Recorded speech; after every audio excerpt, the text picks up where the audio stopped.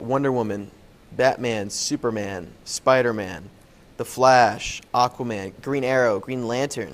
Superheroes are my favorite source of entertainment. I mean, I'm a pretty big superhero fan. Pretty much everything I talk about on a daily basis is about superheroes. I've always liked the out-of-world experiences, you know, like things like a guy punching a hole in a planet. So it's just really cool. It's really cool. It's just What they all have in common is that they really do care about other lives, and they really just want to, keep things safe, make a difference. They all have their own self-motivations that keep them going that way, but all of those motivations are really different.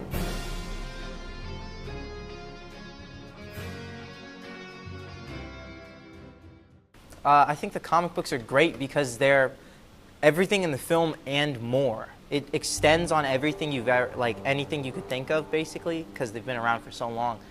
They extend on that universe, and they make it even bigger, and they flesh out the characters more. We wouldn't have Avengers without all the billions, gazillion, trillion, bavillions of comic books that came before. There's always a new story. Always. With any character you pick, there's always a new story. If I wanted to read a new Batman story, I could read what's coming out on the shelf next Wednesday, or I could read a story from 1977 that came out in 1977.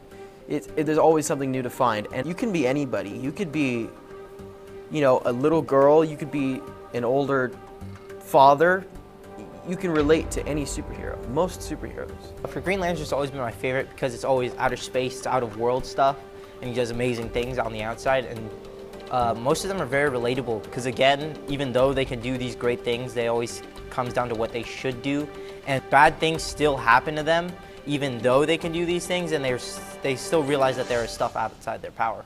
Spider-Man has always been my favorite superhero. Maybe it's because he's just super relatable, and I just love that, his character is always trying to do what's right when he's in costume, out of costume.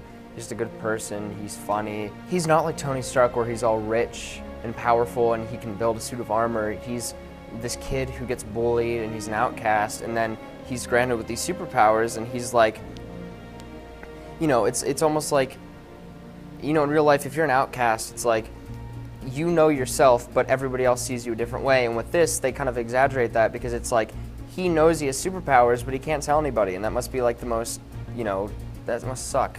I think because Spider-Man had gone through that trauma, and because it stuck with him, and the origin story that he was being bullied in high school, makes it relatable. And as that character grows, and you grow with the character, you find more and more to learn, and that character becomes your best friend. In 2008, with movies like Iron Man and The Dark Knight, we learned that superhero movies can actually be good movies. Not just these fun popcorn action guys getting punched movies. They can be actual emotion and gripping stories.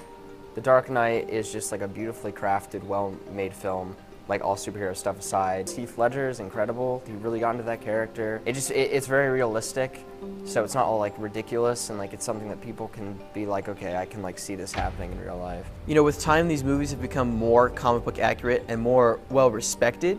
There's pure talent in those films, and you can see it. What I feel the Marvel Cinematic Universe did for superhero movies is, it's honestly when you think about it, it's kind of something unthinkable. There had never been an expansion of a universe, of a movie universe like that, and people were just drawn to the idea of that and see if it was going to crash and burn or become one of the best franchises ever. They're okay, so let's take Iron Man, and then let's make a Hulk movie, and then let's kind of reference them together and hint at the Avengers forming, and then the Avengers form, and everyone's wow, this is the coolest movie crossover of all time, and then that sprung onto this and that, and now it's this whole big universe.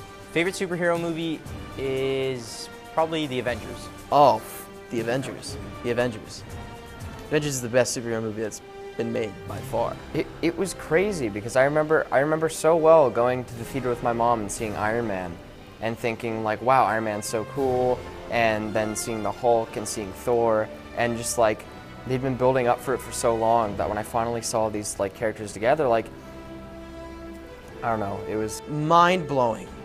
If you're like me, and you were a little kid when Iron Man came out, even if you're someone like a dad who'd been to comic books and you're 30 years old and you see they're making an Iron Man movie, they're making Captain America, And to see them all come together in real life, even though it's not real life, but in real life, for me as a little kid too, I'd been following them for however many years, 4 years, 5 years, the Avengers was mind-blowing for me.